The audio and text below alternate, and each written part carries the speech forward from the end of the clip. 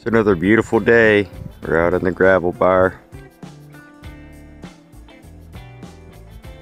Only one other person out here. It's gorgeous.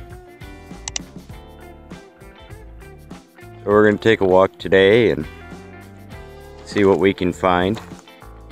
Had a little rain the past couple days. That should wash off some of this gravel, help us find out what's around. But I did want to start off today with one cool little rock. Right here. See how rusty it looks? It's not metal. Well, I suppose there's enough in it that you could probably qualify this as ore, but it's a little piece of green Jasper with a really super heavy iron content to it. It's cool stuff, but it looks really rusty, and when you polish these it'll look like jade. And then slowly, very slowly, you could also artificially do it with like vinegar or something, but you could age it to bring the rust out once you've polished it into a form. But that one looks like it's almost ready to wrap. It's pretty cool. I may just buff that up. So I was coming along, and this fella popped out at me. And obviously it looks really cool. Before you even get that wet.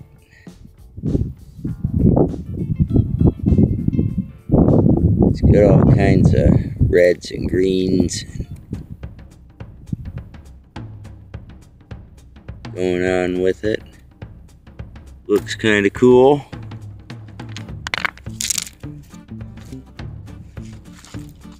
It's not too big.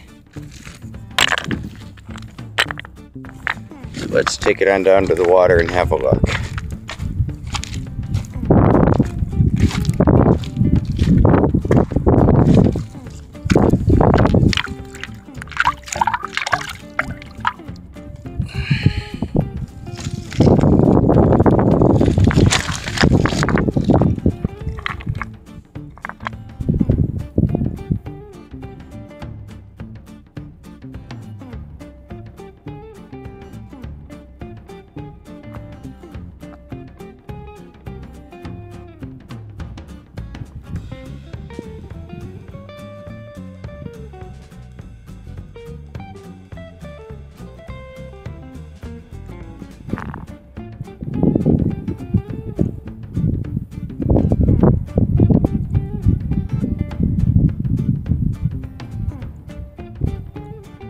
Fairly nice red Jasper. It's pretty cool. Well, it's sitting right there. I've heard of Easter eggs in video games, but this is an Easter egg on a gravel bar.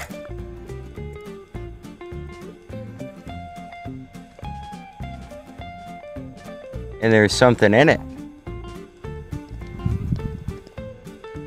You hear that, guys? Huh. That's just cool. Alright, well, we're gonna find out what's in it. It's probably like covered in ants or something, because I shook it and a few ants came out. So, it's probably a piece of candy all covered in ants. But we're gonna find out.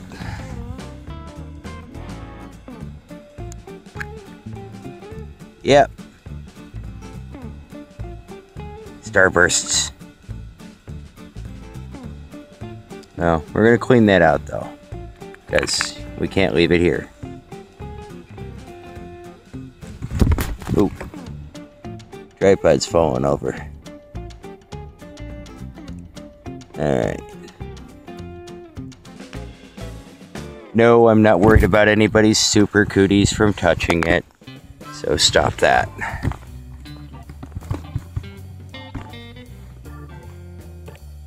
But we got ourselves a little gold lame egg, gold foil egg, glittered. Anyway, it had some starburst in it. I thought that was adorable, and I just wanted to share that with you guys. You do find the strangest things out here, and you know, So we're gonna go ahead and collect this and pick it up, and I'll clean it out, and it's gonna end up going in the pile of super awesome things I found on the gravel bar, and it'll probably be one of the strangest. So like literally, I'm right here at the car. Just coming back to drop that egg off. Look at this. Check that out. Oh, and it goes all the way through.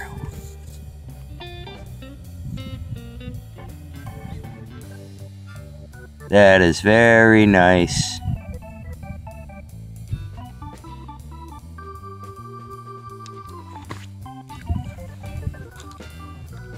Yep, it goes all the way through too. That's really nice. Got that peachy pink color.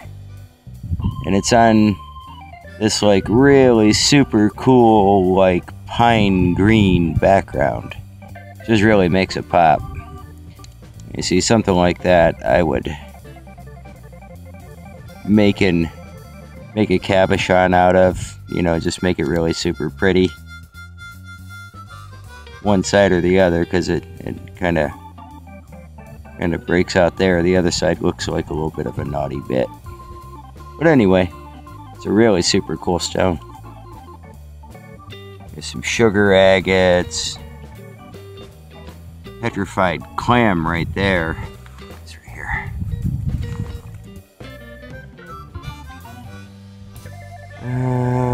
I don't see anything else around, but you know, really nice. Oh, and it's even bigger. Look at that bad boy. See that fracturing in there? That's top grade stuff. Like that.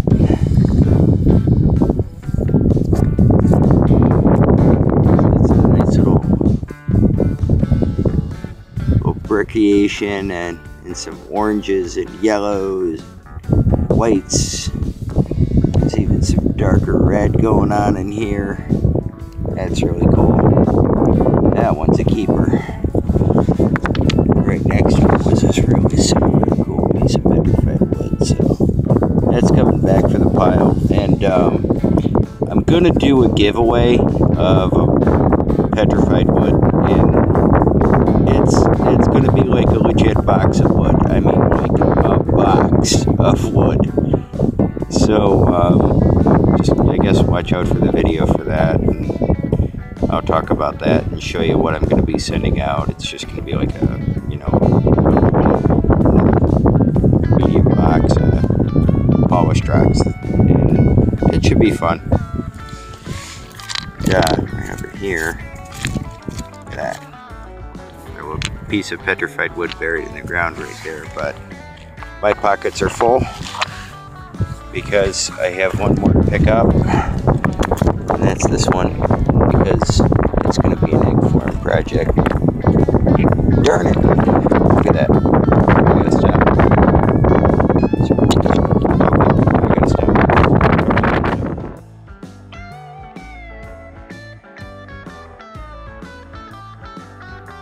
I just figured I'd share that. There are people who really cannot get these to grow for anything and to flower for anything. And here they are flowering. Isn't that pretty?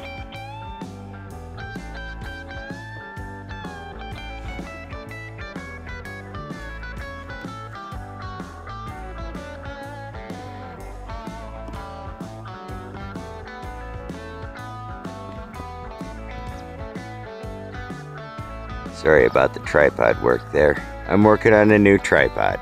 I ordered one. But like everything, shipping takes forever.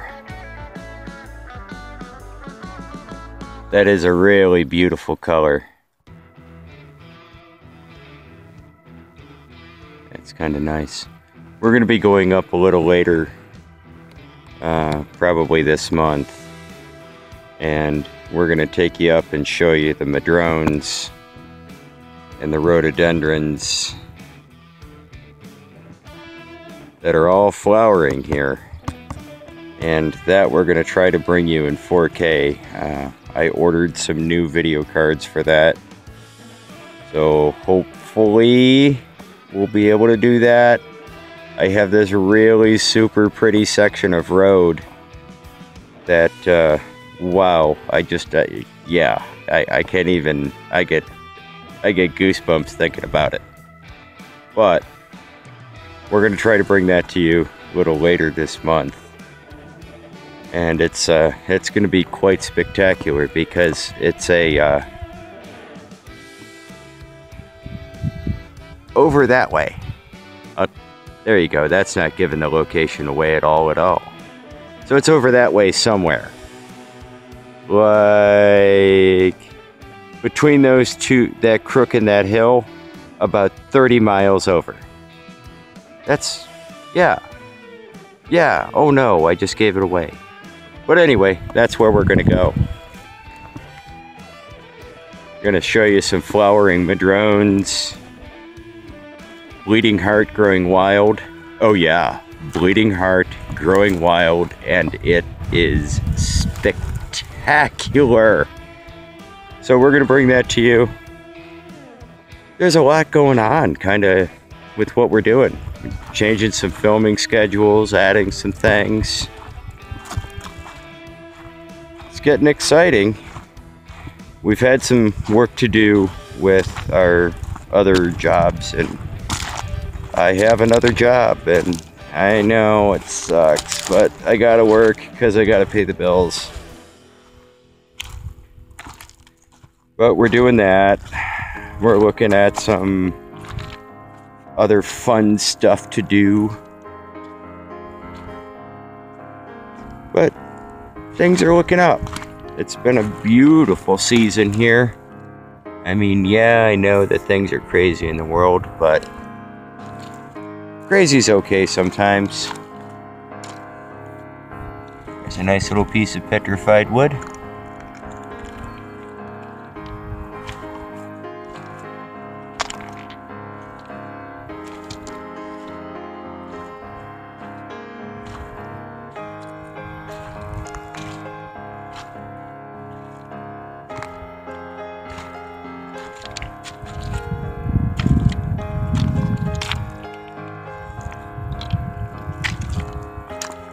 That's kind of cool.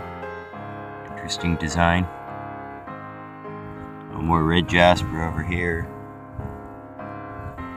But it seems kind of plain today. We had a lot of rain. I was hoping for something kind of fun. Well, this is kind of cool. A piece of petrified wood.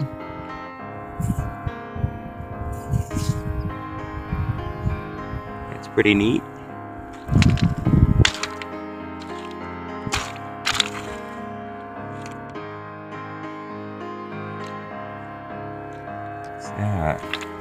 Well, let's get it wet. We are by the river. That's a bunch of nothing, but that's a bunch of something cool.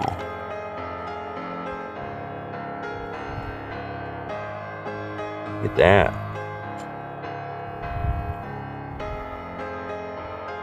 Oh yeah. That's pretty.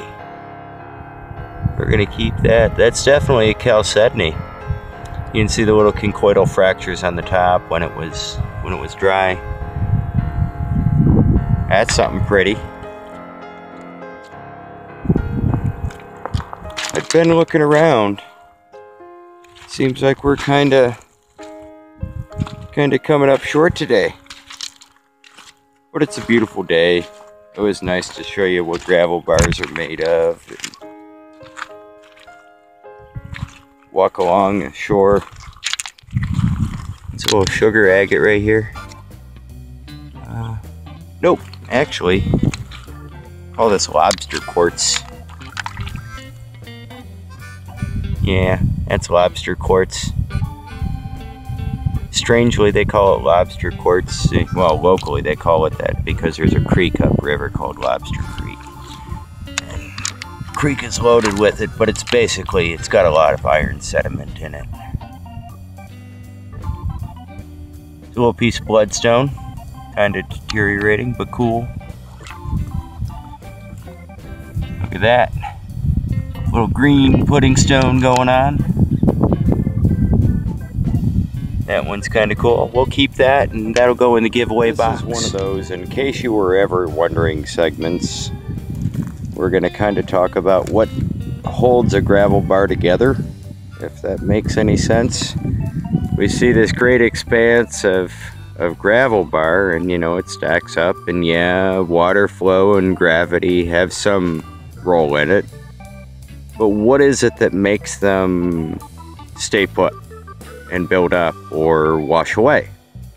Part of that is the kind of material that grows on it. Here, this is wild anise.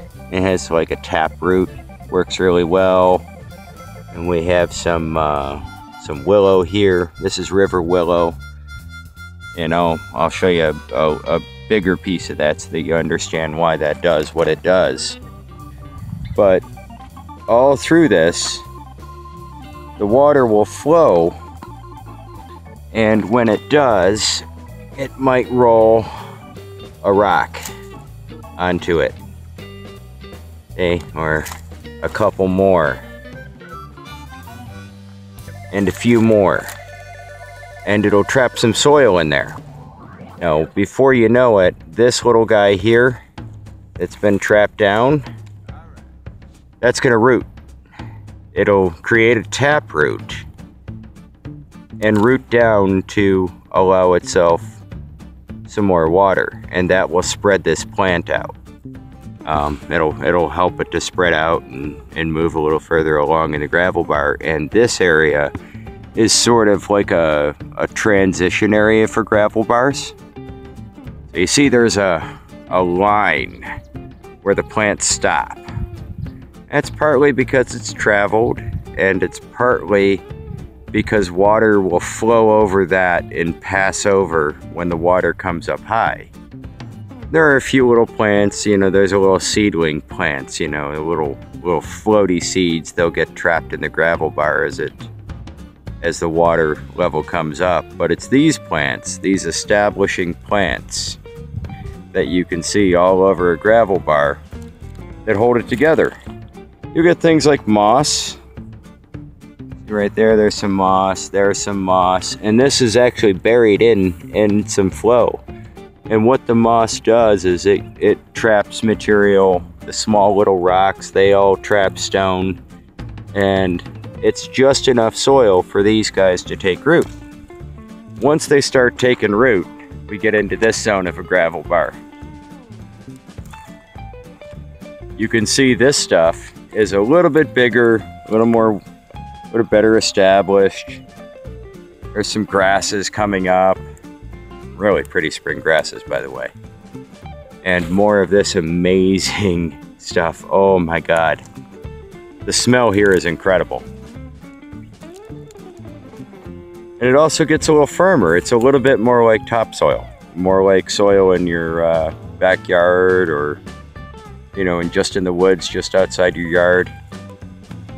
But the most amazing plants grow here. Check out these colors.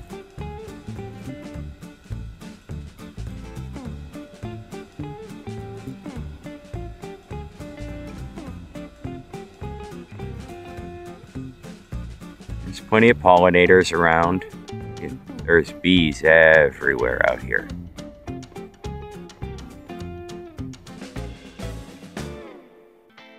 This is sort of the little riparian edge of a gravel bar. And we kind of talked about riparian being that little space between, you know, the road and civilization and activity, whether that's industrial activity or commercial activity. But all over the place, nature is coming out, and it just really, I can't even describe how beautiful the smell is here.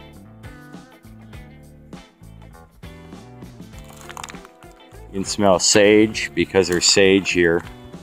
There's sagebrush and grass. There's wild blackberry. Larger examples of that willow that I pointed out. That willow, that's well, right there, this willow grows up and adds root structure to the land and helps keep the soil present. This is one of those anti-erosion sort of plants. If you've got problems with erosion on your land from flowing water, these willows are really it. A cool thing about these willows is that you can actually weave with these. There's quite a tradition of basket making with these, and they'll come and get the young new shoots, and we've got some of those. Yeah, right here. Here we go. See how long they are? They make really great weaving canes. And these new shoots, like I said, these plants will taproot. And if one gets knocked over in the flow, so like the river flow makes all of these sort of bend over, and they will. And the weaker ones will die off, like this stuff is all dead. But they add to, you know, they'll add to structure. It's like putting fibers in your concrete mix, but this is soil. Now there is something else that helps this hold together, and that's a fair bit of iron oxide, which is rust. So we're gonna look for some rust. Here we go. So there is a fair bit of iron in this stone. Now iron oxide, when it leaches into the surrounding material, it's like you've seen a couple of pieces of metal that rust together. Does the same thing, and it sort of really does it. You know, here's another one. But when they start rusting, they'll rust together, and rocks will get concreted together, and you'll find this massive rocks that looks all rusty. You know, and it'll be all together like that. And you break it apart, and you find out it's a bunch of different stones, and it's all held together by rust leaching out of, well, this looks like decomposing pyrite. Same with this creature over here, granite coming out of that. But there's also, you know, iron oxide and several of these things. This is a volcanic zone, so I mean, there's iron everywhere. So it does add to the what you can find. Oh, look at that. Real pretty little brown jasper. Here I am rambling along and passing by super awesome stones. Here's another really nice one. That's pretty cool.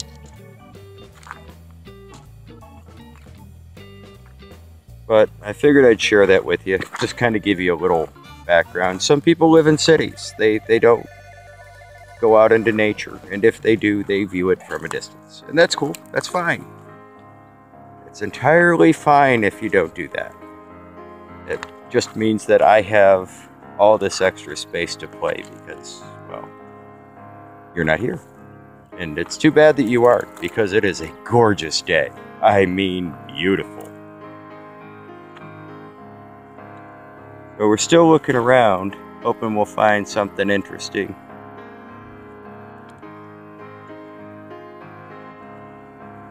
It's mildly interesting, but not really.